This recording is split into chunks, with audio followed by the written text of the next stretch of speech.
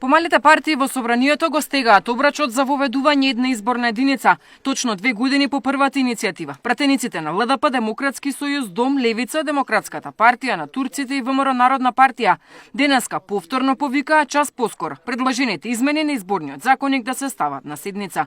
Сите се согласни дека овој чекор ќе ја зајакне одговорноста на функционерите и ќе ја изедначи тежината на гласот на сите граѓани. Сметаме дека на овој начин парламентот ќе биде реален одраз на определбата на граѓаните.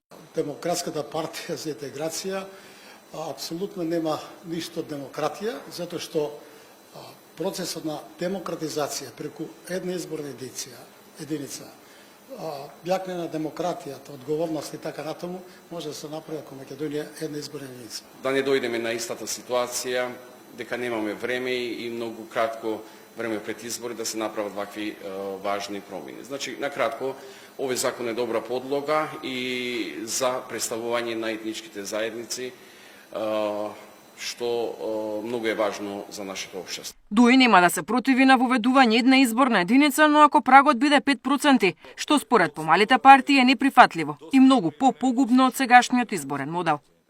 Прагот од 5% е во функција за да се обезбеди стабилност, политичка стабилност. Политичката нестабилност не оди во прилог ниту на државата, ниту на граѓаните. Ако господинот Трајанов сака да има загарантирано пратеничко место доживотно, ајде да разговараме и за тоа. Без подршка од граѓаните, да има загарантирано место доживотно и за тоа можеме да разговараме, но во рамките на работната група. Една изборна единица добива поддршка од ВМРО ДПМН, но партијата останува на ставот дека проблемот не е во нив, туку во меѓукоалициските пресметки. СДСМ е за една изборна единица, но и за дебата, која ќе треба да утврди дали е потребен праг и отворени листи. Работната група, која треба да ги подготви измените на изборното законодавство според препораките на ОДИХР, минатата недела го одржа првиот состанок, но без многу детали. Очекувањата се изборниот законник да претрпи измени 6 месеци пред редовните избори следната пролет.